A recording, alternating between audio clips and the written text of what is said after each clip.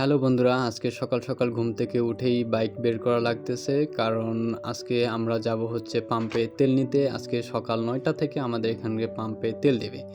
আমরা গ্রামের রাস্তা দিয়ে যাচ্ছিলাম। গ্রামে কিন্তু আমাদের এখানে বৃষ্টি হয়েছে, প্রচুর বৃষ্টি হয়েছে রাত্রেবেলা, তাই আমাদের এখানে আবহাওয়াটা এখন অনেক ঠান্ডা। গ্রামের মেঠো পথে আমরা যাচ্ছিলাম। এই যে আপনারা দেখতে পাচ্ছেন ভেজা ভেজা রাস্তা আর গ্রামের প্রাকৃতিক দৃশ্য দুই পাশে। আর ইউটিউব জার্নি আমি নতুন করে শুরু করছি। আপনারা অবশ্যই চ্যানেলটি সাবস্ক্রাইব করবেন, লাইক কমেন্ট করতে ভুলবেন না, আর শেয়ার করবেন অবশ্যই। এরপরে চলে আসি আমরা আমাদের বাজারের এইখানে। এটা হচ্ছে শিবডিঘি বাজার।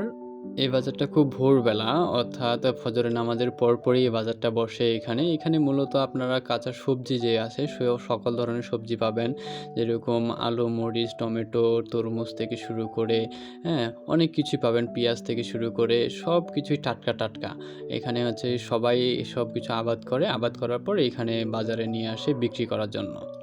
আর এটা হচ্ছে আমাদের সুজুকি শোরুম। সুজুকি শোরুমের পরে যে এখানে দেখতে পাচ্ছেন জুলাই চত্বর, এটাকে আমরা জাতিসংঘে বলতাম, এখন বর্তমানে সেটা জুলাই চত্বর হয়েছে।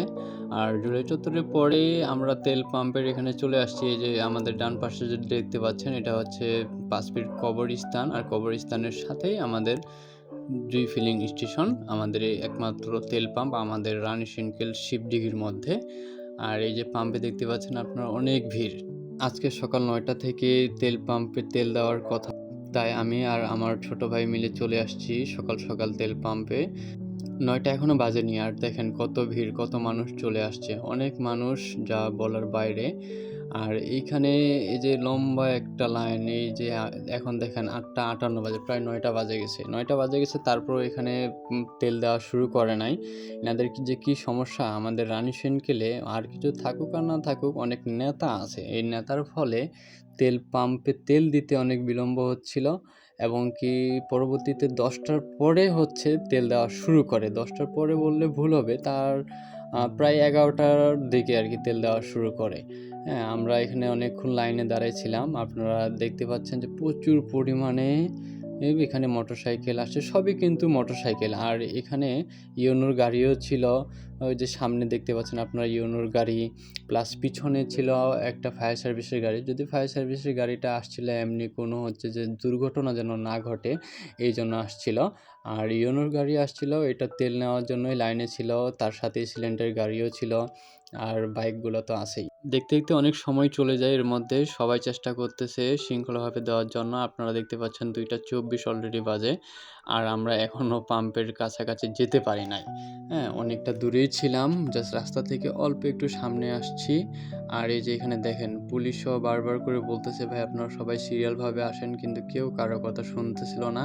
আর তার মধ্যে অনেকেই হচ্ছে যে বোতলে করে তেল নিয়ে যাচ্ছে। এটা নিয়ে অনেক সমস্যা হয়, অনেকে চিল্লাচিল্লি করে প্রচুর পরিমাণ, যে না কেন দিচ্ছে না, যদিও ওখানে লেখা আছে যে হেলমেট ছাড়া, প্লাস হচ্ছে যে বোতলে তেল দেওয়া যাবে না, এবং কি বৈধ কাগজপত্র ড্রাইভিং লাইসেন্স থাকতে হবে। যদিও আমরা এই জন্য সকাল সকাল গেছিলাম, কারণ আমার যেহেতু সব কিছু ঠিকঠাক ছিল। কিন্তু গিয়ে দেখি উল্টো, কারো ড্রাইভিং লাইসেন্স তো দূরের কথা, গাড়ির নাম্বারও নাই। ওই যে দেখেন বোতল নিয়ে একজন দাঁড়ায় আছে, আর একজন দেখছেন উপরে কীভাবে উঠে বোতল নিয়ে আসতেছে।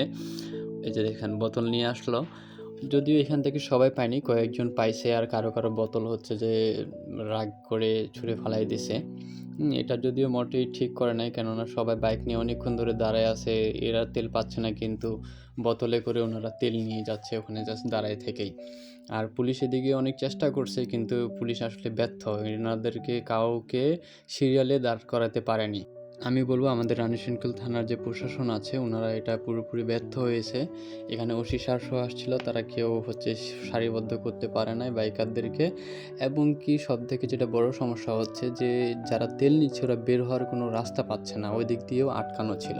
দেখেন পরবর্তীতে প্রায় 4টা বাজে গেছে, এই যে দেখেন 3টা 51 বাজে, আর এখন আমরা এখানেই আছি। সেই সকাল 8টা 40-এর দিকে আসছি, আর এখন 4টা 13 বাজে, তারপর আমরা এখন পর্যন্ত তেল নিতে পারি নাই। এই যে দেখেন একেবারে কাছাকাছি আসছি, সে ওখানে ছিলাম, ওই রাস্তার ওইখান থেকে এখানে আসছি অনেক কষ্ট করে। এখানে আসার পরে তেল দেওয়া অনেকক্ষণ বন্ধ ছিল, কেন গাড়িগুলো যে বের হওয়ার রাস্তা নাই। দেখেন কি অবস্থা, কোন দিক দিয়ে গাড়ি বের হবে, কারো কোনো ঠিক নেই, কে কোন দিক দিয়ে আসতেছে, যে যেদিক দিয়ে ইচ্ছে আসতেছে। প্রশাসন পুরোপুরি ব্যর্থ এখানে। অবশেষে আমরা তেল পাইছি। দীর্ঘ ৮ থেকে ৯ ঘন্টা দাঁড়ায় থাকার পর আমরা তেল পাইছি অনেক কষ্ট করে, মাত্র ২০০ টাকার। আমার ভিডিওটি এখান পর্যন্তই। আপনাদের যদি ভালো লাগে অবশ্যই একটি লাইক কমেন্ট করবেন আর অবশ্যই সাবস্ক্রাইব করবেন, পাশে থাকবেন। ধন্যবাদ। আল্লাহ হাফেজ।